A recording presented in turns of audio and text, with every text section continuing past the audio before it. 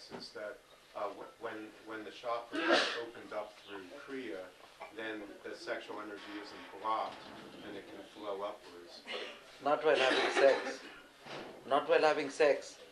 When you have sex, the normal sex, the energy flows downwards. Who told you the energy flows upwards? Well, I've never seen a man like you.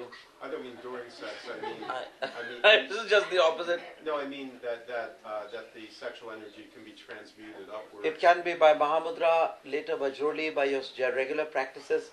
Purity in thought. Actually, there's no purity or impurity in thought. The thought, they call it purity for namesakes, but that doesn't mean you have to, the pot cannot call the kettle black. The pot is black, the kettle is black, both have to improve.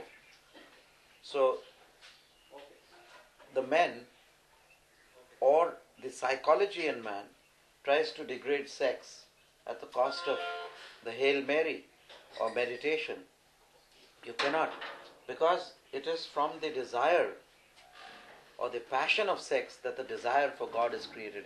If you don't have the fuel, which is the passion, how will how will you get the energy to think of God? If you haven't the energy to have sex, how will you have the energy to think of God? Just strip them of their colors, the emotion of sex and the emotion of any false notion, and use pure energy. That is called the alchemy of totale trasformazione. To use the energy of sex, bereft of its emotion, bereft of lust, take the pure energy and use it for the transformation. Use it for boosting your soul to consciousness. This is an alchemy which must be done. And how may we strip this energy of the feeling of sex? Actually, in subtler palans, they both intermingle. The atoms, the protons and the peptides are very amalgamated with the desire for procreation, the desire for sex. We don't actually, behind it is not a desire for sex or to enjoy the man or the woman. The desire is to save your species, lest we die down. So therefore the breeding of children as much as possible. Otherwise you disappear like the lemmings. Does any individual have a responsibility to become a parent, to reproduce? Does any one individual have that responsibility to reproduce?